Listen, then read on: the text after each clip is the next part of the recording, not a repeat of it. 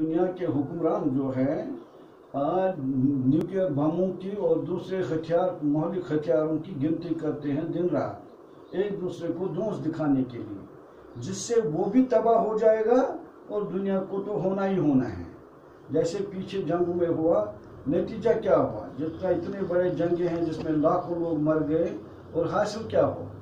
इस वक्त दुनिया उसी किनारे पर फिर खड़ा है। तमाम जो बड़े बड़े मुल्क हैं दुनिया के बेहतर सामान बजाने के लिए वो मौत के सामान बना रहे हैं, जिससे वो खुद भी खत्म हो जाएंगे और दुनिया का भी तबाह बर्बाद करके छोड़ेंगे। इसलिए जो दुनिया बना था या जो ताकतवर मुल्क बनता था उनको बेहतर काम करना था दुनिया की बेहतरी के लिए। तो आजकल सभी लोग दुनिया की तबाही के लिए काम कर रहे हैं। जो हमने एक नज़म हमारी बहुत पुरानी है, सरहदों की गुलामी से बदतर है सोच की गुलामी। सोच अगर आज़ाद रहे सरहदों की आज़ादी से बेहतर है। बीमार जिस्म हो एहसास में बुलंदी रहे सेहतमंद इंसान से बेहतर है।